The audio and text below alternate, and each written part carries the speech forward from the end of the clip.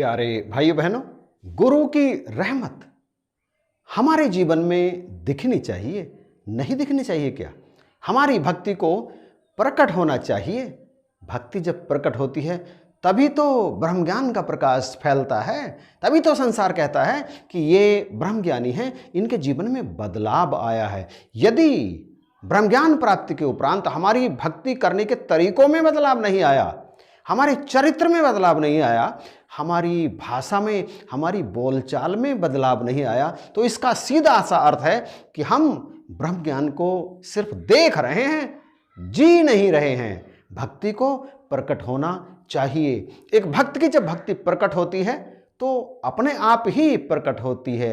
भक्ति करे पाताल में, प्रकट होए आकाश। सुख जो हमें सतगुरु ने दिए हैं, चाहे भौतिक सुख हो, चाहे आध्यात्मिक सुख हो, चाहे शारीरिक सुख हो, चाहे मानसिक सुख हो, वो जो सुख इन्होंने हमें दिए हैं वो हमारे जीवन में दिखने चाहिए। लोगों को, संसार के लोगों को दिखना चाहिए, उन्हें लगना चाहिए कि ये पूर्ण सतगुरु के चरणों में गए हैं तो ये हर प्रकार से अब सुखी हो गए हैं। सुखी होने का मतलब ये नहीं है कि आपके घर में रुपए पैसों की बरसात होनी शुरू हो जाए। सुख हमारे चेहरे पर दिखना चाहिए, सुख हमारी जुबान से प्रकट होना चाहिए, सुख हमारे शरीर पर स्पष्ट दृष्टिगोचर होना चाहिए। ब्रह्म ज्ञान देने के उपरांत इन्होंने जो हमें सुख दिया है वो सुख हमारे परिवार में दिखना चाहिए।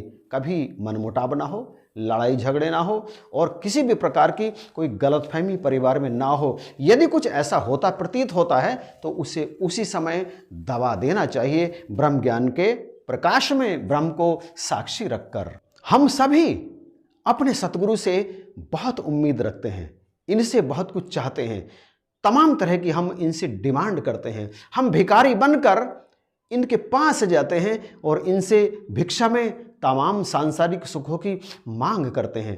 तो इनसे कुछ मांगना मेरी नज़र में कुछ गलत तो नहीं है, क्योंकि ये तो दाता है और हम सब भिखारी ही हैं। दाता एक राम, भिखारी सारी दुनिया। और ये दाता हैं, इस कारण हमें बहुत कुछ देते भी हैं। कई बार तो जितना हम मांगते हैं ना, उससे भी कई गुना अधिक ये हमें दे देते हैं, क्योंकि इनका काम देना ही है। परंतु सवाल यहाँ यह है कि क्या हम कुछ इन्हें दे पाते हैं? यद्यपि इन्हें किसी चीज़ की आवश्यकता नहीं है, ये तो सर्वदाता हैं, समस्त मायाओं के स्वामी हैं, समस्त कलाओं के अधिपति हैं, इनको कुछ नहीं चाहिए।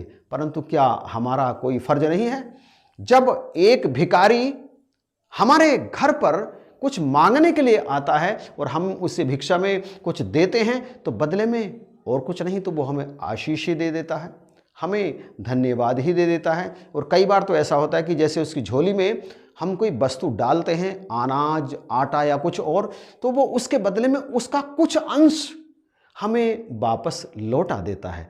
तो उसका काम नहीं है लौटाना, लेकिन उसके अंदर से ऐसी भावना आती है। तो क्या हमारे अंदर से कोई भावना नहीं आती कि इस दाता ने हमें इतना कुछ दिया है और बदले में हम इसे कुछ ना दें? भैया बहनों भाइयों, हम धन्यवाद तो इन्हें दे ही सकते हैं। इन्होंने ब्रह्म ज्ञान की सौगात हमें देने के उपरांत हमसे एक बात कही, आज से सत्संग, सेवा, सिमरन ये आपको नियमित करना है। क्या हम करते हैं नियमित सत्संग?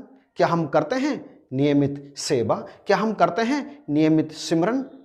जरा विचार करें, हम कितना सत्संग, सेवा, सिमरन करते हैं। यद्यपि इनके करने से इनका कोई लाभ नहीं है, इन सब का लाभ पलट करके हमें ही मिलता है। ये लोक सुखी होता है, परलोक सुहेला होता है। परंतु इसके बावजूद भी हम कितना करते हैं, ये विचार करने की आवश्यकता है। पहले प्रण में इन्होंने साफ कहा हमसे, तन मन धन को परमात्मा का समझना है, क्योंकि ये परमात्मा का ही है। परमात्मा ने ही कृपा करके इसे हम सबको दिया है, इन्होंने कहा।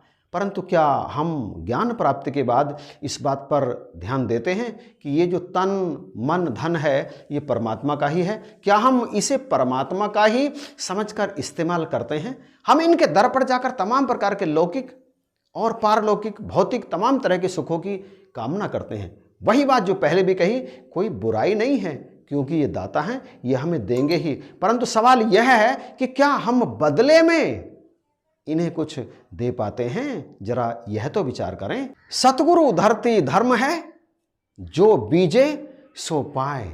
धर्म की धरती में बीज तो डालना ही पड़ेगा, सेवा का बीज डालना ही पड़ेगा। सेवा से ही तमाम सांसारिक सुख प्राप्त होते हैं, सेवा से ही अभिमान समाप्त होता है। तो बीज तो डालना पड़ेगा। जब तक आप बीज नहीं डालेंगे भैया, फसल की उम्मीद कैसे करेंगे? खेत जोत दो, सब कुछ कर दो, परंतु उसमें बीज मत डालो और कह दो अच्छी फसल आ जाए, अच्छी फसल आ जाए। क्या आ जाएगी? क्या परमात्मा भी बिना बीज डाले खेत में से फसल पैदा कर देंगे? ये चाहे तो कर सकते हैं, परंतु करते नहीं हैं, क्योंकि बीज तो आखिरकार हमें ही डालना पड़ेगा। क्योंकि सुख, ये तो सुख के दाता हैं। सुख किसे चाहिए? हमें। तो क्या हमें फसल काटने के लिए खेत में बीज नहीं डालना है? तुलसी मेरे राम को रीझ भजो चाहे खींच, बोए हैं तो उगेंगे उल्टे सीधे। बीज किसी भी तरह से, किसी भी तरीके से, किसी भी उपाय से इस धर्म की धरती में आप बीज बो दीजिए, बीज बो दीजिए। फिर सत्संग सेवा सिमरन से उनकी सिंचाई, निराई, गुड़ाई कीजिए और समय समय पर सेवा का पानी भी देते रहिए। निश्चित रूप से अच्छी फसल पैदा होगी और ऐसी फसल पैदा होगी जो हमारी तमाम दरिद्रता को मिटा देगी। करे बिना तो कुछ होगा नहीं। सामने भोजन की थाली रखी हो, हाथ को बढ़ना पड़ेगा, टुकड़ों को तोड़ना पड़ेगा और मुंह के अंदर भी रखना पड़ेगा। और मुंह भी उसे अंदर को सटका नहीं लेगा, मुंह चलाना पड़ेगा, उसे तोड़ना पड़ेगा जो मुंह में भोजन रखा है, और फिर निगलने का काम भी आपको ही करना पड़ेगा। तब कहीं जाकर अंदर आमाशय या दूसरे अंग शरीर के अंदर वाले अपना काम करना आरंभ करते हैं। पहले हम अपना काम तो करें, भक्ति को हम प्रकट तो करें, भक्ति हम करना सीखे तो सही। जीवन सतगुरु की आज्ञा अनुसार जीते चले जाना ही भक्ति है। अपनी आदतों को चेंज करना ही भक्ति है। सद्गुणों को अपनाना ही भक्ति है और सतगुरु की आज्ञा में जीवन जीते चला जाना ही वास्तव में वास्तविक भक्ति है। जब ये भक्ति प्रकट होती है तो ये खुश होते हैं, और जब ये खुश होते हैं तो अपने आप ही, कई बार हम खेत में बीज बोते हैं ना, फसल भी तैयार हो जाती है, आ भी जाती है। उम्मीद 50 क्विंटल की और पैदा हुआ 20 क्विंटल। क्यों? क्योंकि मेहरबानी नहीं हुई, कृपा नहीं हुई, सतगुरु की कृपा नहीं हुई, परमात्मा की कृपा नहीं हुई, ब्रह्म की।